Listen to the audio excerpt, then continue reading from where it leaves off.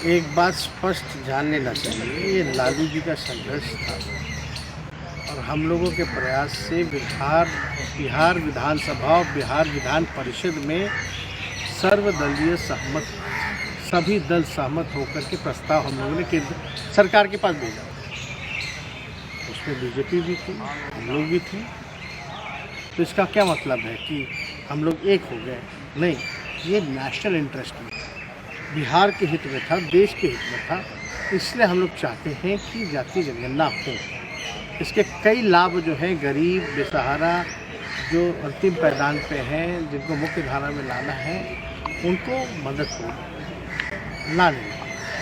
और जब प्रधानमंत्री जी के पास जाने का हमने ऑफ़र दिया, क्यों दिया? क्योंकि पार्लियामेंट में सवाल आया था तो उसमें केंद्र सरकार ने मना किया। तब हम ही ने कहा था कि मैं प्रधानमंत्री के पास चलूँ। तो इसका क्या मतलब है कि हम बीजेपी से मिल रहे हैं? तो ये समझने वाली चीज़ है। हम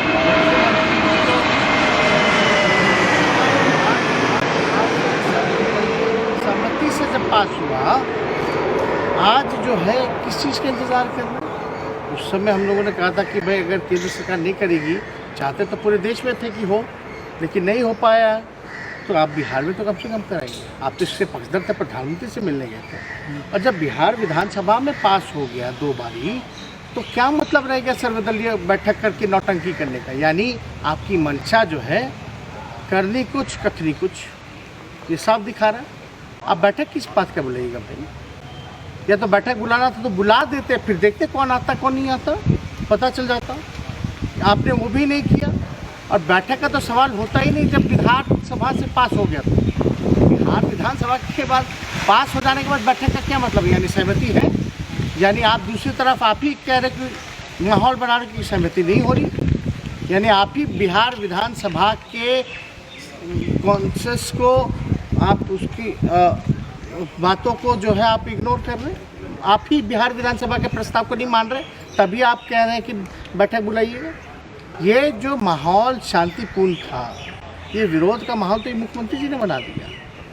और ये तो तीसरी नंबर की पार्टी भाई, तो जाहिर सी बात है ना, बिहार के मुख्यमंत्री सबसे डरपोक, सबसे कमज़ोर, कलेजा नहीं है ना, क्योंकि कुर्सी पर बैठना है।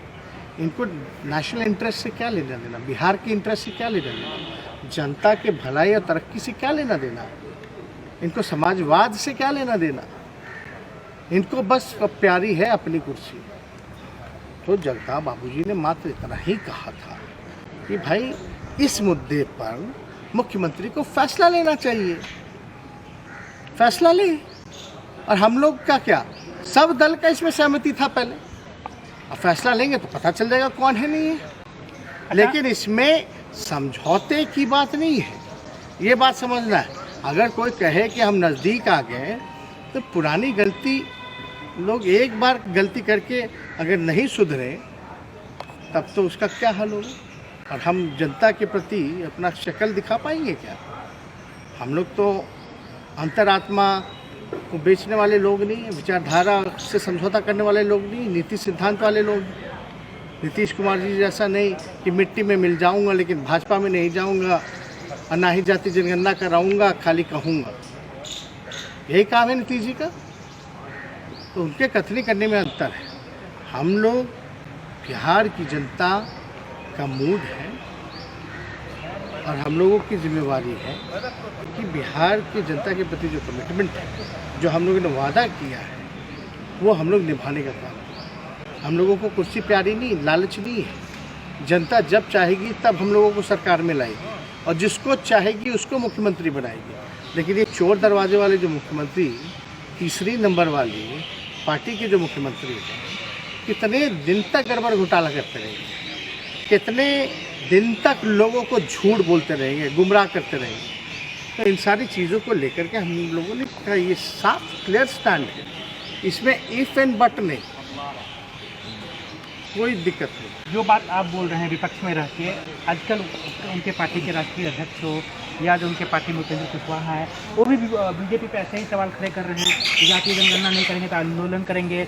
ललन सिंह मांग कर रहे हैं कि जो बकाया राशि है बिहार का, आप एक बात समझा, बिहार को स्पेशल राज्य का दर्जा मिले, किससे मांग रहे हैं? अमेरिका के राष्ट्रपति से मांग रहे हैं। इन्हीं की ना सरकार है केंद्र में भी, बिहार में। किससे मांग रहे भाई? किसको बेवकूफ़ बना रहे? स्पेशल पैकेज बिहार को कितना करोड़ देंगे, 1,00,000-1,25,000 रुपए का पैकेज देंगे। कहाँ गया भाई? 80,000 90,000 ये वो आरा में बोली लगा था उस समय, तो ये लोग साथ में थे। डबल इंजन की सरकार है, आपको स्कीम का भी पैसा नहीं मिल रहा, तो आप उंगली किस पे उठा रहे हैं? You are the part of the government of India, you are the alliance partner, you are the biggest alliance partner in north India of BJP. तब आप ऐसी बकचकानी बातें कर रहे, किसको उल्लू बनाते हैं लोग? देखिए, देश की जनता और ख़ास तौर पे जदयू के नेता और जितने अंधविश्वासी लोग हैं जो टीटीएम करते रहते हैं, जो केवल उनका सुबह से रात तक, सोने तक, उठने तक यही काम रहता है कि बिहार की जनता को उल्लू कैसे बनाएंगे। ये वो सारे नेता एक बात समझ लें कि बिहार की जनता उल्लू बनेगी नहीं, आपको आईना दिखाने का काम करेगी, सबक सिखाएगी। और यही बिहार की जनता आपको देखती रही 15 साल तक। आप मुख्यमंत्री रहे और बिहार सबसे नीचे पायदान पे रहा। वो आप ही के सरकार का रिपोर्ट है, नीति आयोग का, और आप तीसरी नंबर की पार्टी बन गई। ये जनता देख रही है। आज तीसरी नंबर की पार्टी है, कल कहाँ जाएंगे पता नहीं चलेगा। एक अंतिम सवाल, जिस तरीके से प्रधानमंत्री की सुरक्षा में चूक हुई है उसको लेकर एक तरह से बहुत बड़ा बवाल उठा हुआ है। कहा जा रहा है कि प्रधानमंत्री की जान के चूक पे कोई कार्रवाई करेगा? एसपीजी के डायरेक्टर पे कोई कार्रवाई हुई?